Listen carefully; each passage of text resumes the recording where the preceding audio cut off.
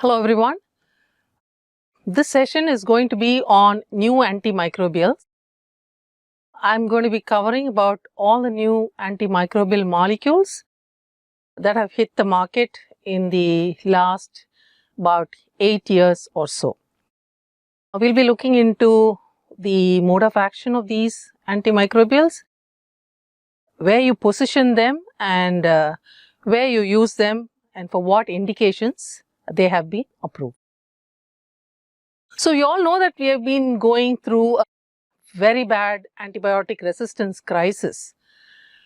All the molecules that have been discovered till date have been subject to resistance by the bacteria. And the pipeline is very dry. We really do not have very new, altogether new molecule, exciting molecule that has come into the market. Whatever has come is probably a little bit modified form of the existing molecule only. So we have a real crisis on our hands because of the antibiotic resistance. Now, before I go into the newer antibiotics, I would just quickly go through the existing antibiotic classes, right? So the 10 main group of antibiotics that we have on our hands today are the aminoglycosides, cephalosporins, tetracyclines, penicillins, the sulfonamides, the quinolones, macrolides, carbapenems, lincosamides, and that's the lincosamide, and the glycopeptides. Now, I have just listed out the mechanism of action of these antibiotics. Now, majority of them like cephalosporins or glycopeptides like vancomycin and teicoplanin or carbapenems inhibit the cell wall of the bacteria. And there are others which inhibit protein synthesis in the bacteria and thus kill the bacteria.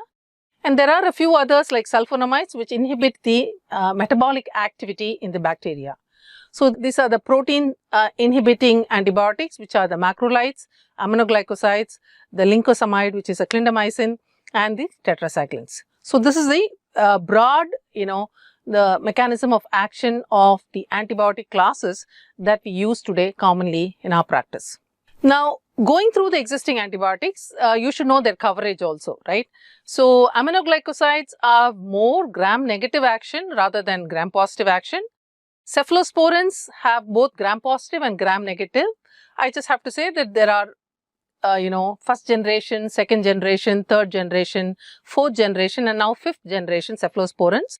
The earlier generation cephalosporins cover the gram-positive bacteria better, whereas the later generation cephalosporins like third, fourth, and fifth cover the gram-negative bacteria better. We have the tetracycline, which have broad spectrum of activity, including anaerobes. Then we have penicillins, which have both gram-positive and gram-negative coverage.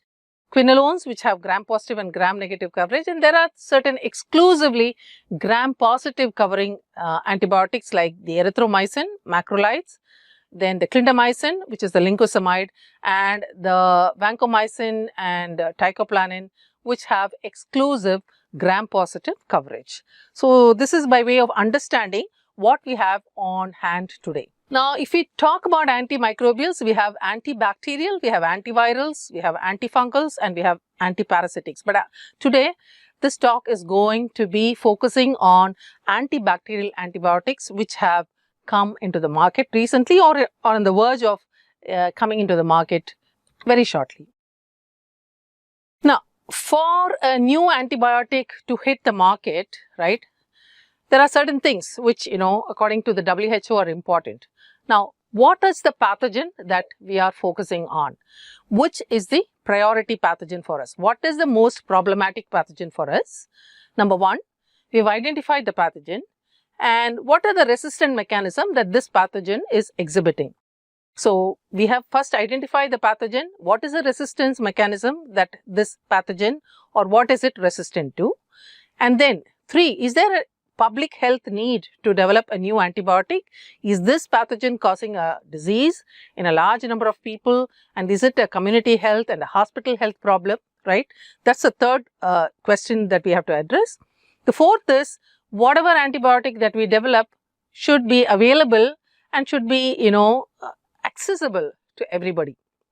The cost should not be too high. It should be accessible to all, maybe available in oral formulations, IV formulations. All these things are considered. And last but not the least is how long this antibiotic is going to preserve its effectiveness.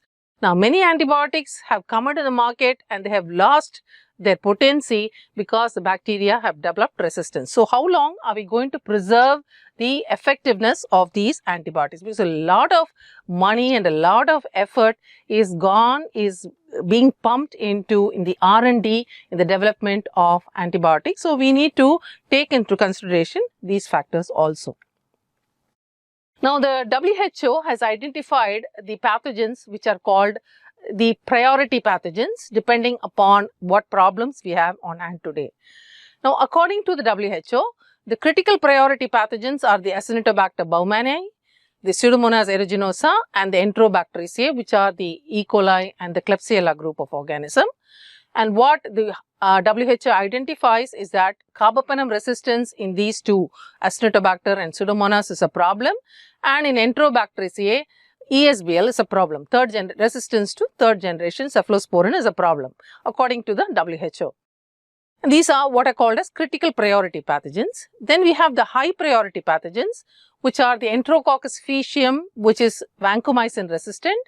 Then we have the Staphylococcus aureus, which is resistant to methicillin, MRSA, methicillin resistant Staphylococcus aureus. And we have the Salmonella, the enteric fever group, which are resistant to quinolones. Right?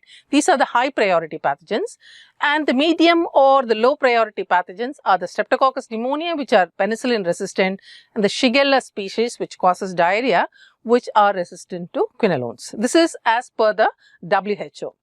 But then the Indian government, the Department of Science and Technology, have made our own list depending upon the existing resistance in India.